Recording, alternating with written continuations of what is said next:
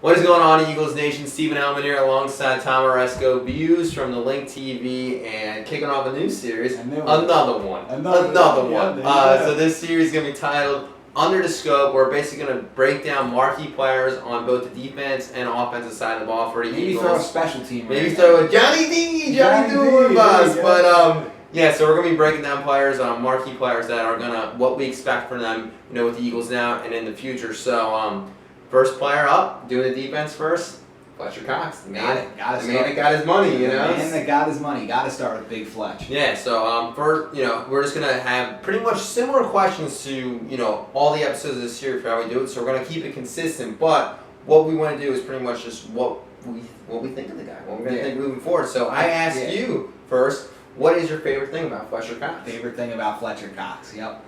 That's how we're going to start them all off. And my favorite thing about Fletcher Cox is, oh man, you kind of put me on the spot here. Yeah. I like his athleticism. Yeah. For a big guy, for a 6'4", 295-pound defensive tackle, I love his athleticism. Yeah.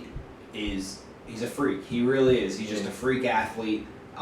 The way he moves around and uses his strength and his size and his speed together to make plays is by far probably his best. I mean, that's what makes him a great player. So that's definitely something that I cannot get enough of. Is some big Fletch athleticism. Yeah. How about you? My favorite thing about him is his ability to just. He demands double team attention at all times. Like from either center and guard, it doesn't matter if he's not getting doubled. He might be. He's getting right through the line. So even when he's not making a play, he's having a huge impact on what is going on in the field. So I think his ability to constantly draw the double team just based on his strength, speed, athleticism is just it's unparalleled. Yeah. And you see what a good pass rush can do. That's why you see him get that money. Yeah, that's why you couldn't. I know there's a lot of money, but you could not let this guy walk. You just go to the Cowboys. Is that what anyone wanted? I don't think so. Yeah. So next question: what are your expectations for Fletcher Cox in 2016?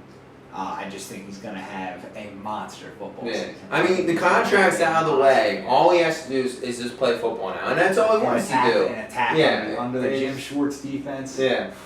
No, I think, him being turned loose this year, as opposed to Chip Kelly, where, his job was pretty much just to clog things up and just kind of hold guys. Let linebackers let this guy don't let Fletcher make the play. Let Kiko make the play. Yeah, exactly. God, it was bad. Yeah. So, the expectations are high, obviously, for Cox, and I think he lives up to it, because it's not like a new free agent coming in. Yeah. It's a guy that's with his best friends. Him and Vinny Curry, him and Benny Logan, they're all tight.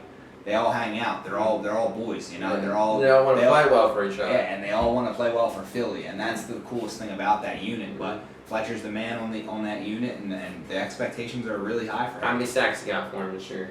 I'd say 12. I think he can get into the 12 range. I think teams are going to pay attention to him a lot, and I think there's going to be sacks aplenty for this defensive front four. Just the four-man rush getting the sacks. That's what you need. And if you can get pressure your front four, you can do a lot of things. It's going to make guys like Eric Rowe and Jalen Mills look a lot better. And Kelvin and Carroll and even the safeties who are already good. But yeah, I think that stopping the run is also huge, and he had 71 tackles last year. I think he can get around that again, maybe a little lower. I mean, it's hard to keep that up for a D tackle, especially.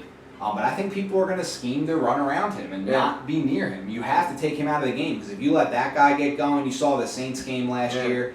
He forces fumbles, he recovers them. So we'll have a couple of those too. I mean, if you let that guy get going, that whole defense will run like a well-oiled machine. He's the key cog in the middle of it. So and then obviously the future for this player. How many sacks do you think he's gonna have? He's gonna get 13. 13. He's gonna go off. He's piping it up all year. But he is. The future of this player, obviously, he just signed that big deal. So I mean, he's gonna be around for a while. I think he's gonna be one of the key members, dare I say, when they're hoisting the Super Bowl trophy in 3 to 4 years from now. I think he's going to be one of those key players on the podium for how they got there. Yeah, I mean, he's got a future with the Eagles, and he's a player on defense. You lock up to that deal so you can build around him. And that's why you get a guy like that. You build around him. You build a defense around him, and that makes everything easier on guys like younger players in different positions. And he's a lot of impact. He's like it.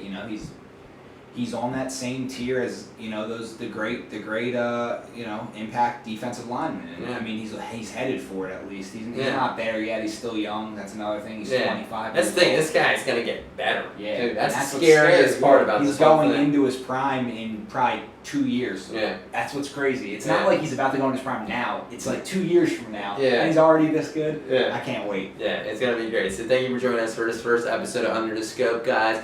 We'll be doing Benny Logan next. So stay tuned.